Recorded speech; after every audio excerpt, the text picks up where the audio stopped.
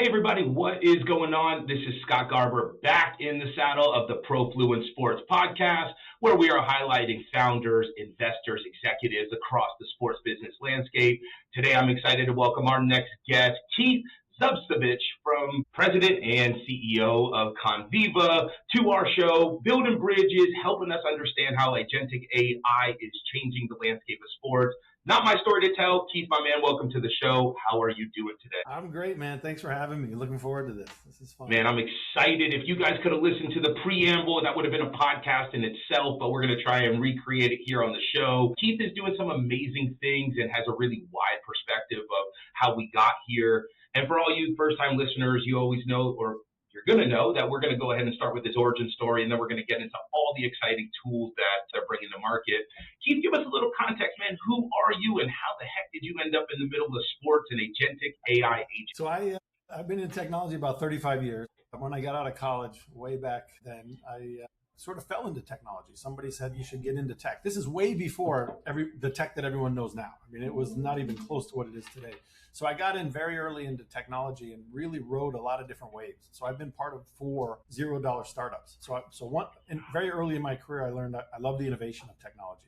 The fact that it's always changing. There's no static technology, marketplace. There's always innovation. There's always people pushing the envelope, and there's always businesses looking to upgrade. So it's this constant flywheel of activity, innovation, and opportunity. So I learned very early in my career, I love building and building new companies, and more importantly, to go build new market opportunities. So I've always found myself in my career on early stage companies, $0 pre-revenue companies, and build them into successful exits. So really watch and see how technology can be built, how it can be launched, and how it can change a marketplace. So that's been the pattern of my career, and I landed here really interested in what they were doing 20 years ago. I've been here 19, by the way. So I've been with Conviva 19 years ago. We started the company 20 years ago, so I'm the 5th Beatle. There's 4 academic founders, and then I joined. And so we started the company on the premise that any business on the internet should be measured. You don't just push stuff out on the internet. There's a thing called experience that you should be measuring, because you don't know if what you think you're pushing over the internet is going to work on the other side, right? You think about, you and I are thousands of miles apart. We could be accessing Nike.com, for example. Well, Nike's coming from one data center serving 2 people in 2 very different locations. And there's a lot of complexity between Nike and those endpoints. So we started the business saying you need to measure the experience, make sure that when you put that business on the internet, it's a high quality experience so people can get on and do what they want to do with your business. And we started to focus on video, because we said that's something that as you push video over the internet, it was not built for video. You need to make sure that the quality is good. And if you go back, I know you and I can remember this, early days of streaming media, man, was heavy buffering. It was terrible quality, constantly interrupted, like low buffering, low bit rate, high pixelation, blurry video, and that's called a bad experience. So we started to measure video on the internet for all of these publishers, helping them push that quality up. And the head of HBO, when we were working with HBO, said it was critical, because if I'm going to build a TV business on the internet, I have to build a TV experience, because people know what a basketball game looks like on TV. If I'm going to put something over the internet, it has to look the same way, or people are going to go back to watching it on TV. Why do something lower quality? Even if it's more convenient, if it's low quality, I'm just going to go back to television. So the bet to go to streaming required a great experience. So that's what we do. So we got into streaming video, started to measure and launch all of the big services: HBO, Disney, ESPN, Paramount Plus, Peacock, NBC, all of the major broadcasters. And then when they started really pushing live events, then it got really interesting, because now you're not talking about, I get to watch a VOD asset whenever I want. People were showing up and watching at the same time. And same concept that, you look at, we've done all the Super Bowls, all the Olympics, all the World Cups. As a matter of fact, we're doing the World Cup right now for 20 different streamers. That means that when the game starts, everybody's watching at the same exact time. And if there's a buffering event, or if there's an interruption, people lose their minds. Because why? The game is live and I need to be watching it as it's happening. So if you have a bad experience and somebody's leaning into a goal about to be scored, Messi's about to kick a penalty kick, and that goes into buffering, that's a massive emotion that publishers do not want to deal with. So absolutely. That's really the power of what we do, is in real time, we're measuring and monitoring the experience everybody's having, and giving those publishers the ability to start tuning those knobs. As you're watching the World Cup, there's somebody back in a knock somewhere looking at a dashboard saying, okay, something went wrong, let's make some adjustments so we can clear that out, so we make sure no one's interrupted in their live sporting events. So that's how we did it. Now we're moving into Agentic, same concept. As people start talking to agents, those businesses need to know, is that agent helping consumers? Are they happy? or is it miserable? Because if it's miserable, they're just going to go back to buying other ways, and the agentic promise is not fulfilled. Just like streaming video, if it was a bad experience, would not fulfill the promise of a new TV medium. How interesting. And I'm going to take this conversation in a bunch of different ways, Keith, but I want to stick with FIFA here for a second, because this is super interesting, right? When you really understand, and I don't think most folks do, what was built in Dallas, how all the games are fed through, one center and then pushed all the way back out. Break this down for us, right? Because I'm really curious. There's so many different stakeholders that are encapsulated in making sure that the right product at the right time hits your screen. Where do you guys fit into that chain, and who are you interfacing with to make sure that your product is doing exactly what it's supposed to do? Yeah. So first of all, I'll say people have no idea how complicated it is to put a live event on. I think people got so spoiled with television. You turn it on, it's high quality, and everything's good. And then it went over to streaming. The complexity of delivering a streaming media game is off the charts. What these publishers have to deal with is incredible. It's not just the video player. In other words, a piece of software is now a television, which, by the way, is also, first of all, the first unstable checkpoint, right? Because televisions are super reliable. Now, all of a sudden, it's a piece of software on a device that isn't even tethered to the wall anymore. It's literally a wireless device. And then from that point all the way back to the origin, man, there's your home internet, your router sitting in your house. There's the network connection that leaves your house and goes up the street. Then it goes to a CDN. Then it goes all the way back to another maybe core network, all the way back to the origin server. And by the way, that has to be live and active every second. It cannot have a break. It can't stop, or else that signal falls and that game on the endpoint stops. So we live at the endpoint. We are collecting the experience at the endpoint. So we're giving the publisher exactly what's being seen by the human eyes on those devices. And then we give them everything in between.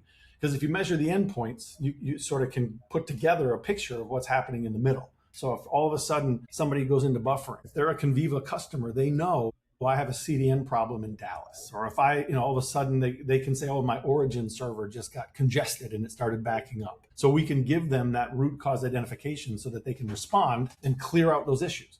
Because if they didn't know, those issues would just grow, or they would stay there, and then people would leave. And again, back to my point, a bad experience, people just go find another way to watch. So there's tons of options out there. So we sit at the endpoint, we measure all the middle stuff, all in real time, by the way, giving these publishers the ability to deliver these very complex, large live events. So it's not easy. Wow. And it's something that we take pride in, and we have very close relationships with these streamers because they really rely on it. If something went wrong, they're looking at Conviva data to immediately react. Without Conviva, they're sitting there blind and happy. Oh yeah, we're doing a great job, and half their audience is like screaming and posting on social media, this sucks. So we help them respond in real time so that they can fix any issues and avoid customer satisfaction. Keith, it's so interesting, right? Like what the naked eye gives us versus the nuances that it takes to deliver that product. I'm always amazed with, and sport continues to sort of take all these moving complex parts to go ahead and push one product out. We always say it's sort of like a sidecar to a lot of reality that's happening in life. Conviva's been around 20 years, right? And you've been in technology for over 3 decades. Talk to me about, as a leader of an organization, how do you start to make decisions as we watch the rapid evolution of technology around how to, one, implement it and evolve the core processes of the business at hand, but also how do you take the framework that you built and evolve the business to what you're doing with agents? Put us in that leader position and how you've been able to navigate this evolution. Yeah, there's 2 ways that I'll speak to AI and Agentic. One is from an internal productivity tool. So as a CEO, and everybody should know this by now if they've used chat at all, AI is a massive productivity tool. It is not a factor growth, it's an order of magnitude productivity improvement. So that's the first thing, is driving cultural change of the company to adopt AI, to adopt an AI first mentality, and really just take off on productivity and optimize even the size of organizations. Because now I can do 3, 4, 5, 6, 10 times more with less people. So that's what you're really managing through this cultural shift of how business should use AI internally to become more productive. But on the flip side of this, as a company that does live sports, for example, large live events, this weekend we will do 70 million concurrents across the World Cup, the UFC event with Conor McGregor and Love Island. 70 million concurrents are going to be flowing through Conviva's platform for those publishers who are all going to be looking at dashboards saying, hey, I want to make sure everything's good. As you just mentioned, the human eye and the human element isn't fast enough or smart enough to scan that much data. So not only are we making bets on the inside around AI to make us more productive, we're actually enabling faster and more comprehensive analytics capabilities using AI on our historical products, right? Things that we did the first Super Bowl, we did the first World Cup online back in 2009 or whenever it was. We did that World Cup. And that was guys looking at dashboards during the World Cup. Well, now you flash forward to this World Cup. Every single publisher that we're working with on the World Cup has AI agents scanning data now, not even humans, right? Because of the fact that you look at 70 million streams and then the multidimensionality of all the complexities that could be hitting any one of those streams, a human can't find all that. It's like needles in haystack, but AI can. It can scan that much data. So we've introduced AI and agents into our solution that gives us an even better solution for publishers to be able to find those sort of micro issues, to be able to find things faster, because you're not looking for an alert and then a human logs in, digs down, finds it, right? That takes time. AI is finding things immediately, firing alerts immediately. And what we want to start to introduce is AI self-healing. So now not only is it going to find a problem, you can actually initiate something that would fix it. And that's the promise of AI, is that it automates so many things and becomes so much more productive, not just for internals, but for our businesses. And so Conviva's bet big on running AI and agents in our solutions, giving our publishers and our customers better analytics capabilities, faster and more broad with better diagnostics. So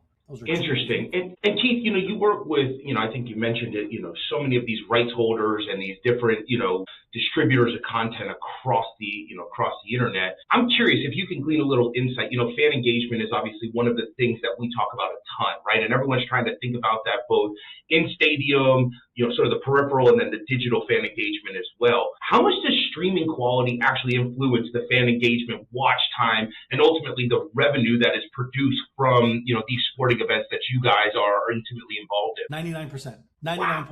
99%. Because think about this. There's two layers of what anybody who's measuring anything on the internet need to worry about. There's quality of service and there's quality of experience. Quality of service when you think about what quality of service is did it work? Did the app load? I clicked a button and it worked and a video started, right? That's super simple technical functionality sign off, right? If quality of service is good, then that means things started.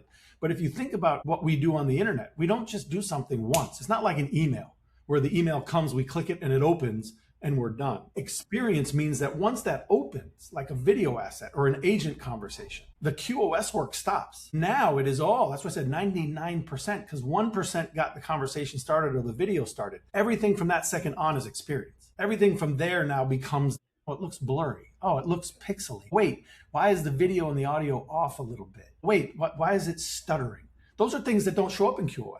Because QoS is like, hey, the video started and bits are flowing. Everything's good. It's what I call small knobs of experience that become critical, because the human eye can see those things.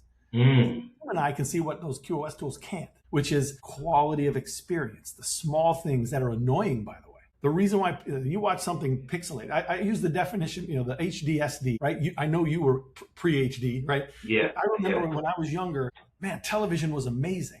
And I watched everything on SD. And then I saw HD one day and I was like, whoa. And then I tried to go back to SD and I'm like, my TV's broken. So quality of experience isn't even whether it worked or not. Quality of experience is constantly getting better. Because if I've seen it in HD, it's possible. And that's my new standard. So experience isn't even a binary thing. It's not a on-off thing. Experience is a personal thing.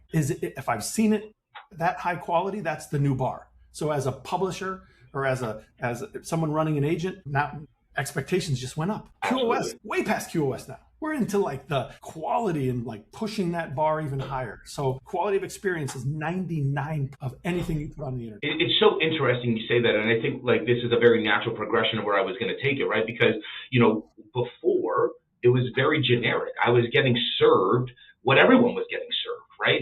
And now I'm really curious your thought as we thinking about the personalization of this, right? So as this becomes more important and the demand is higher for a curated, personalized experience, where do you see AI creating, individual viewing experiences for every fan? Like, how do you see this evolution coming? Man, it can only be done through AI.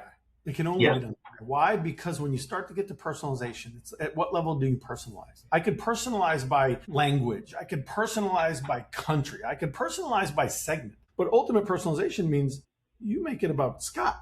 right? You personalize to Keith's preference. Now you're looking at millions of different personalization requirements. A human can't respond to that. So AI has to be the personalization engine. And then, by the way, what is it operating on? So one of the things Conviva does is we create behavior patterns at scale. So when we do a game, for example, or if we're measuring a viewer, we're measuring an agent, we're measuring a consumer, we're not just collecting your PII data. We don't want that. But what we're collecting is how you're interacting. We collect how you're watching what you're watching, when you're watching it, what's the sequence of things you watch, right? Those are behavior patterns. Even how you buy something. If you're a research buyer, you spend a lot of time looking at a lot of information. If you're a transactional buyer, I want to get in on and off. I'm a United Global Services member. I know how to use United. Don't upsell me stuff. I want to get in and get out. I have 3 minutes. I want to book my flight and I'm out. My wife will book our vacations in 30 minutes. So personalization has to adapt to behavior, not necessarily just like I'm a basketball fan. Great.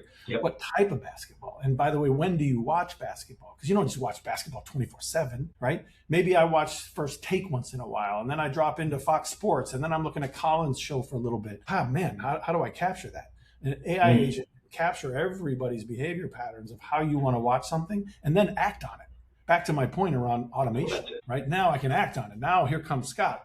It's Tuesday and I know what Scott wants to watch on Tuesdays. Why? Because I have the historical data. I know it's Scott and I can act on that and I can initiate a personalized experience. Not just sports, not just basketball, but almost a path that he takes on Tuesdays, for example, right? Now all of a sudden your life just got efficient. Now you're not wasting time. My wife and I laugh all the time when we're looking for stuff to watch. We spend 30, 45 minutes. What do you want to watch? 30, 45 minutes looking, just looking. And then sometimes we don't watch anything. So the efficiency of personalization is going to be amazing, but it cannot be done by a human. It has to be done by an agent, and the agent has to know something about you. And that's where Conviva combines the two, is we collect the behavior pattern because we want to teach the agent of how to personalize to Scott, not personalized to humans, not personalized to sports fans, but to Scott. And that's when life gets really efficient. So this is super cool. You know, one of the conversations that we're hearing a lot from right now, Keith, is like, you know, there was a lot of companies that had a ton of really unique proprietary data that wasn't structured correctly, right? And so, you know, you're only as good as the data is structured. And so I'm curious how intentional you guys have built this amazing end of funnel that sort of captures the entire life cycle. You're collecting behavioral data that I imagine is a field day for 4 PhD level humans in this world. How are you guys having the conversation internally around how to structure this data? And then what exactly are you doing with all this unique insight of behavioral data that you're seeing in large subsets of humans? Dude, you're not a sports guy. You're a closet engineer, man. The fact that you are 100% correct. We have a saying here: good platform, good data, good agents, right? Bad data, shit in, shit out, right? That's a common phrase. Bad data is never cleaned up by AI. So the better the structure of the data, the more consistent the structure of the data, the faster AI can be. If you give it a bunch of raw data, disparate data, broken data sets, it's not going to unify it, right? If it doesn't know when something was collected, for example, just time. If you just take off the time element of data, AI can't solve that problem. So the first thing Conviva does is all of our data is processed to a single clock. So no matter what we do, all 70 million streams this weekend that we're going to do are processed at exactly the same time clock. So that way we know to the second, if something happened in New York, for example, we'll know what happened in New York because we see every session to the same time. And we know, at 7:01, there was something that happened in New York across all the streams.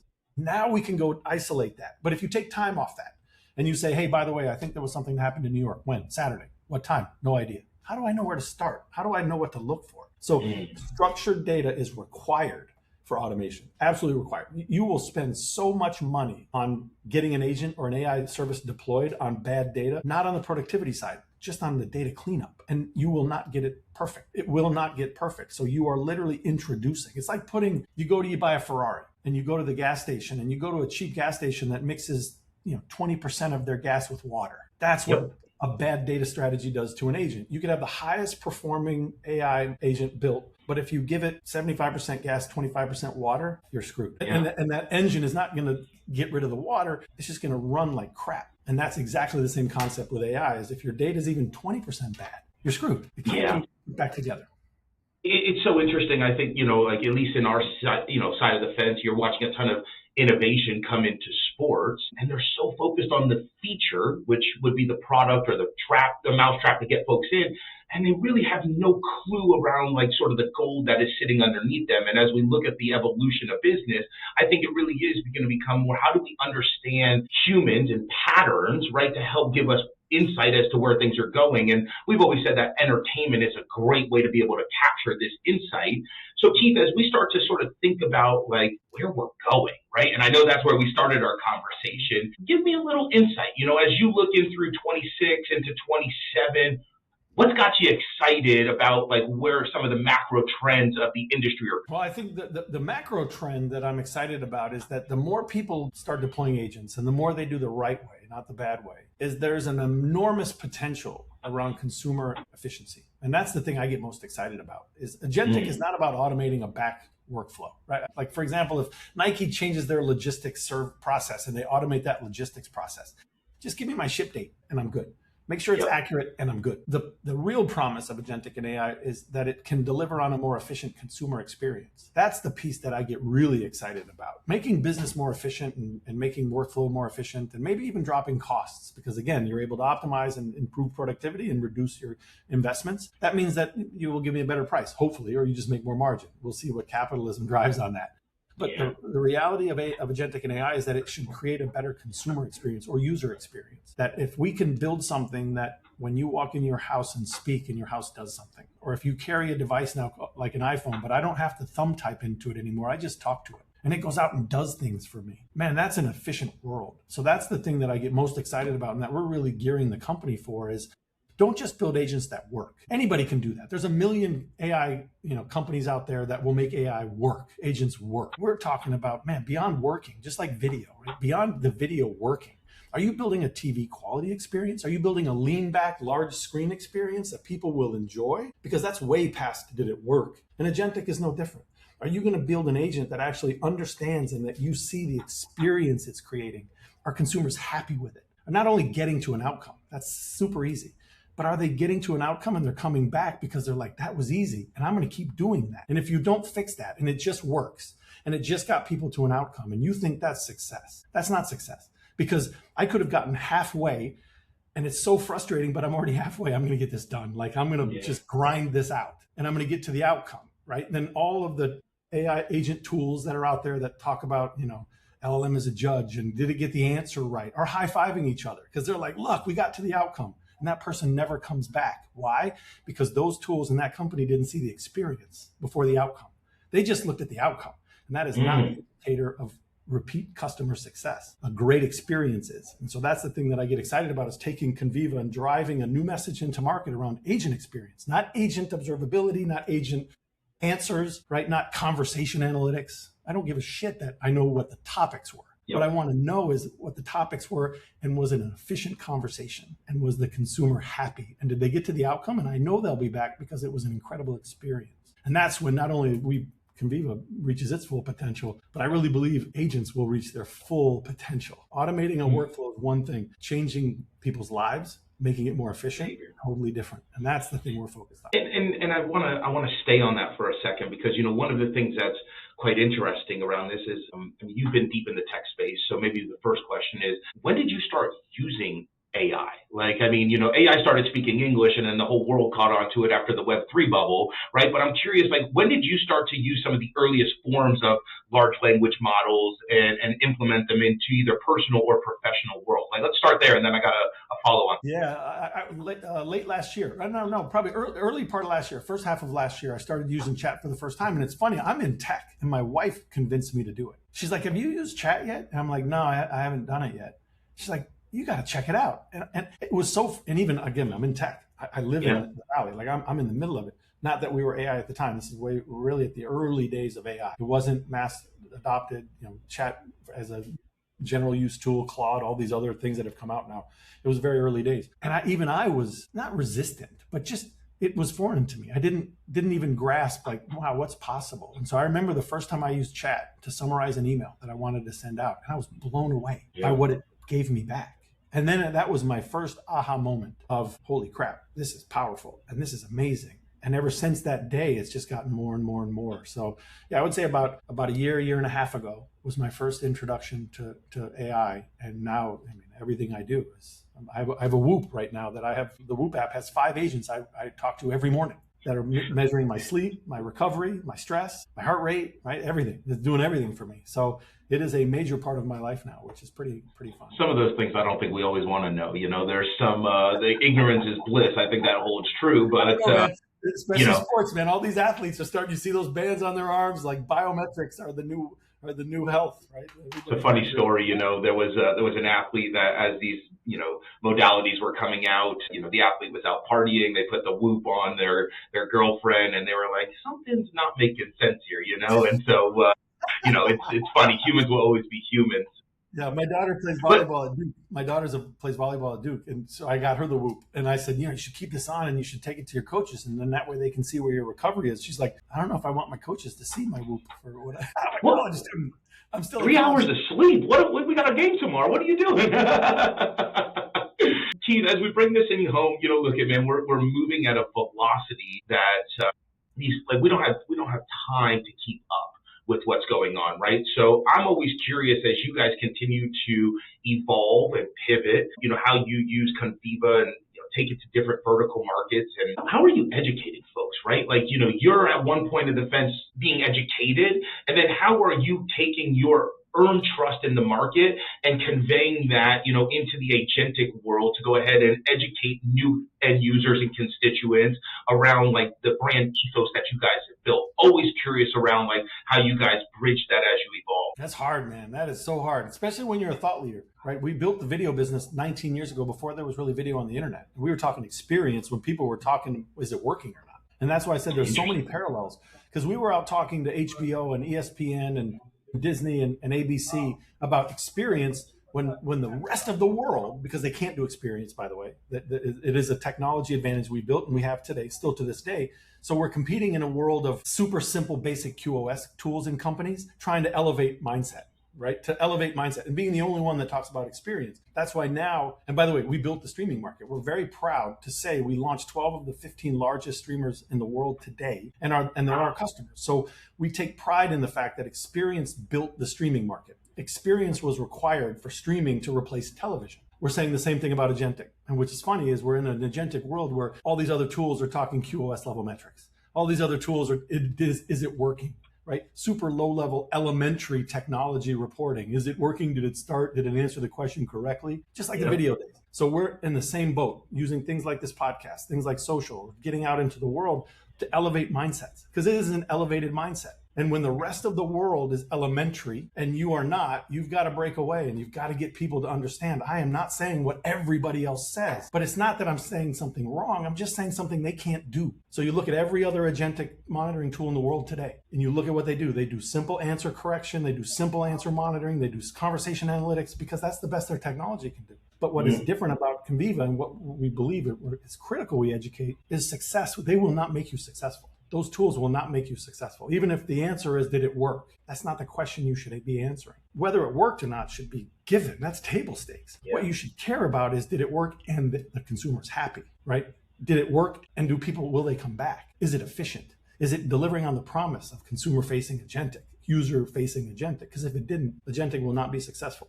And so that's the education is something we're really, we did it before. So we won before.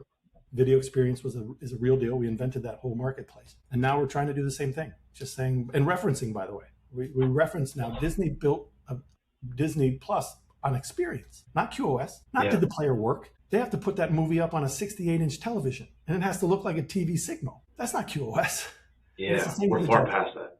Yeah. You got to put the same on Agentic, is that agent has to talk to 1 million people, and all 1 million have to be happy. That's not QoS. Wow. I'm always so enamored by leaders, Keith. So much of this game is pattern recognition, right? And like, this 80-20 rule continues to pop up in life in all kinds of different capacities. But, so many of the folks just don't even truly understand the breadth of what we're dealing with. And then they don't understand how it works. And so you typically get a lot of like recycled features, right? Yes. Candidly, they're just features. They're not processes. They're not systems. And they breed feature-led results, right? And so it's so neat, when you get to talk to someone like yourself that's a visionary that is able to recognize the same pattern and apply proven methodologies to this next phase of it. Keith, I think last question as we start to wind this thing down is, how do you stay smarter? Do you read? Are you talking to different folks? Do you have mentors? Like, how do you make sure you're sharp in a game that's moving so fast? Yeah, so any way I can. Like I read, so I'm an early riser, so I get up about 4:30 every morning. So I start my day really early because it's quiet time and I can really focus. So I read different things. I spend a lot of time with my founding team. Like we spend a lot of time here in research, and we spend a lot of time in debating things and talking about things. And then just conversations like this, like meeting people and just sharing ideas and even speaking about it and putting words to it helps me, because I'm like, that made sense or it didn't, or maybe that didn't come out like I thought it would. So it's just a never ending. We talk about one of our core values here is high slope, which is you're just always looking to get better. And so I've always had that where no matter what I do, I played basketball when I was younger, and it was always about, I want to be the best player I could be, right? And then it became about, the best person I could be. I want to be the best husband I could be, the best father I could be, the best golfer I could be, the best CEO. Every day I wake up, I'm like, how do I do this better? So I have that natural instinct of just, I'm obsessive compulsive about being better. And that's what you have to have. And then from there are just so many mediums of learning now, right? You can have AI assemble your learning in snacks, and you can literally look at a screen and see things and updates. You could get into books, right? My co-founder, Wei Zhang, is he reads more books. He's a personal library. Like I'm just not wired like that. So he learns in his way, I learn in mine, and we share. And we have a lot of conversations, even on Saturdays and Sundays, where we'll talk. We'll talk on a Saturday or Sunday morning, and just that's the time where our brains are quiet. We process the stuff for the week, and we come together and talk about it. So, learning is not necessarily a physical thing. It's a mental thing. Now, I don't mean like learning is mental. I mean, it's a commitment to want to learn. Because if you don't have the commitment to want to learn, all the options you can learn from are sort of irrelevant.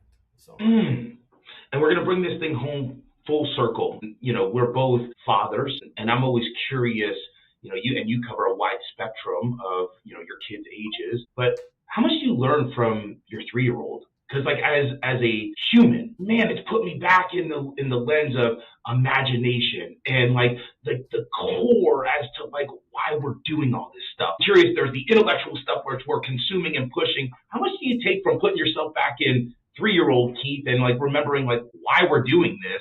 I'm always curious, as like, probably the last question of the podcast. Yeah, no. So you talked about this before, but I'll tell your listeners: 30, 26, 19, and 3. Those are my kids' ages, and I'm always amazed at how much I learn from my oldest kids too. Like we spend time together, and how much of what I taught them they went into life, and then they bring back, and I get to learn from them. So it's an intellectual learning. The thing that I learned from my 3-year-old is I watch him do things because of the wonderment in his eyes. And I always say, when you have young kids, you get to live life again, right?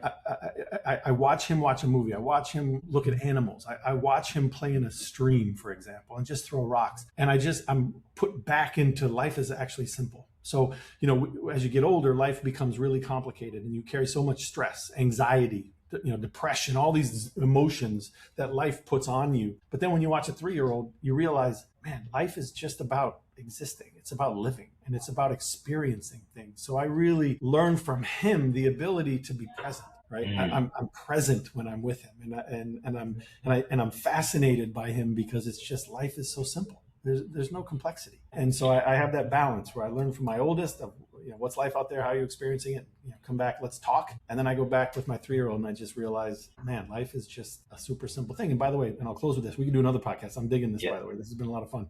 AI is going to be an enabler for us to go back to being that 3-year-old. That's my prediction, is that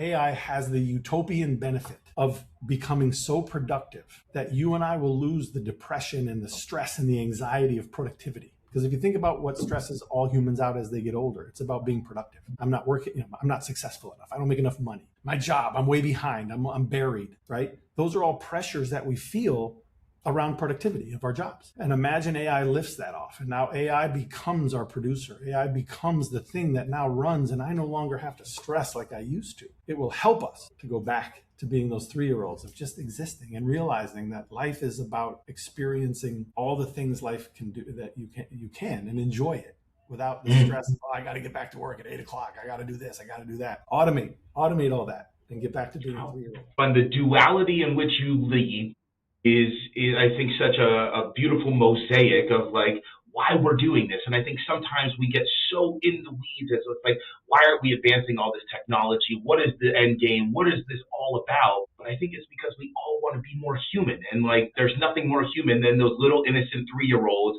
that wake up and go splash in a puddle. And you would have thought they just bought a gazillion-dollar yacht and had all the biggest, baddest things in the world. And like, as you were answering that, I just think that it is such an exciting time to be building. And it's always nebulous, but there is a North Star, right? And to be able to use sport to make us feel human, like what's going on at the World Cup and millions of people parading around with this tribal-based mentality, it's just such a beautiful picture of like how all these worlds of humanity and technology and experience come together. And Keith, what you guys are doing, man, is truly, truly incredible. I'm going to let you take us home, man. Last thoughts from your side, and then we're going to maybe do part 2 of this. Yeah, that'd be great. So first and foremost, I think we live in an amazing time right now. I think that, and I mean everybody, it's not about making your work more productive. I think people should lean into what AI and agents can do for your life and make you even more productive in both work and personal life. But I will say the one thing AI can't do, and that is be human.